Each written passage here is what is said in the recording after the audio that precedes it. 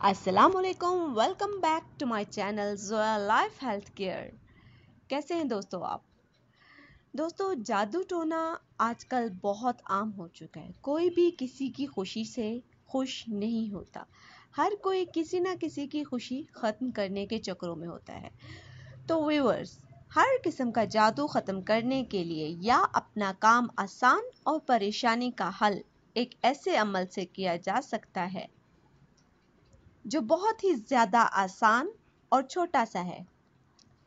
किसी के शौहर को जादू कर दिया जाता है या किसी के घर में किसी भी तरह की कोई मजबूरी हो जाती है, जादू टोने की वजह से बहुत गुर्बत हो जाती है, तो आप अभी मुझसे राब्ता करें और अपनी परेशानी मेरे साथ शेयर करें ताकि मैं आपको उस परेशानी का हल बता सकूं।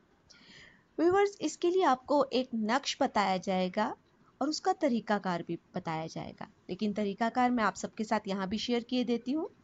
आपको एक गिलास पानी लेना है और उस पानी पर 700 बार सूरह इखलास पढ़कर दम करना है और एक नक्श बनाकर पानी पर दम करना है। और ये नक्श हासिल करने के लिए आपको करना क्या है, छोटा सा बस काम है, ज़ोया लाइफ हेल्थ केयर पे राब्ता करना है और ये अमल 41 दिन का होगा। और एक चीज़ आपने याद रखनी है कि 41 दिन में भी कामयाबी नज़र आना शुरू हो जाएगी।